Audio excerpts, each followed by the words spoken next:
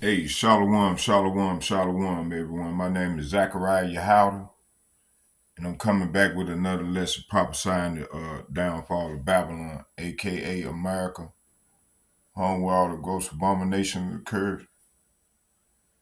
I'm just coming back with another lesson. Before we do so, I want to cite this statute, copyright statute, fair use under copyright statute.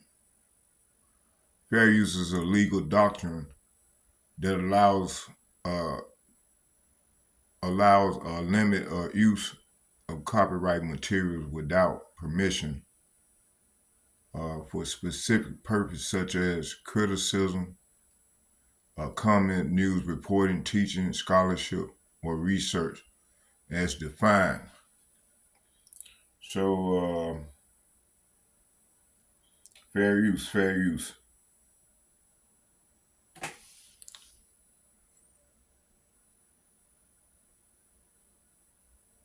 or research, as defined in Section 107 U.S. Copyright Act. It is a defense against copyright infringement, allows certain use that might otherwise be considered a violation. Okay, so fair use.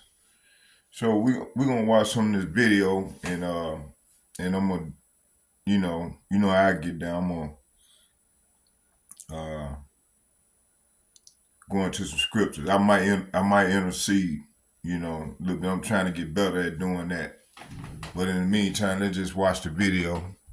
Watch some of the video here, and we'll go from there.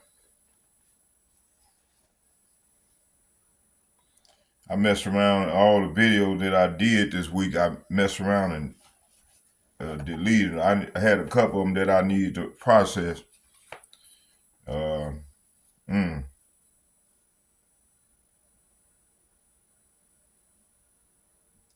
So it's all good. I'll keep going.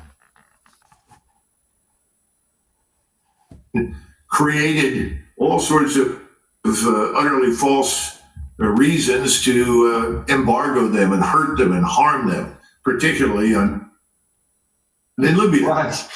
Can't. The real question at this stage, other than Israel, can be permitted to have a nuclear weapon. That's what this is about.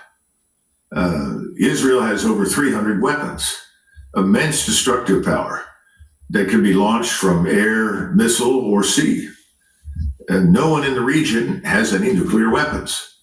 And what everyone in the region knows is that you must not have any, because having any threatens Israel. Now, what are we talking about with Israel? Well, we're talking about something much more than the defense of Israel. The defense of Israel went out the window back over a year ago when this event on the 7th of October, and we've talked about that before. I am absolutely skeptical of the notion that this was something that happened without the Israelis knowing about it and reacting to it. Complete nonsense. They're too competent, and they had that place under excellent surveillance. I don't believe that for a minute. But the narrative is we were attacked on 7 October, and this horrific attack is now justification for us to effectively dominate the whole region, because we in Israel will not be safe until everyone is subjugated. That means that only Israel can have a nuclear weapon. So that's really the heart of the whole issue. Now, when you turn to Iran, the Iranians had agreements with us based upon what the Biden administration had done. Well, President Trump, in response to the Israel lobby's support for him the last time around, said, I'm going to cancel it. And of course, there were great cheers in Israel. Cancel the arrangement that has essentially imparted stability and security to this nuclear development in Iran. Everybody was very happy. Now we're back to where we were before. We're exactly as you pointed out. President Trump is somebody who privately does not want a war. There's no question about that. However, he's talked himself into a corner, Dan. And unless these stipulations are accepted and the Israelis effectively are willing to bow down and go along with Israel, you're still going to get a war.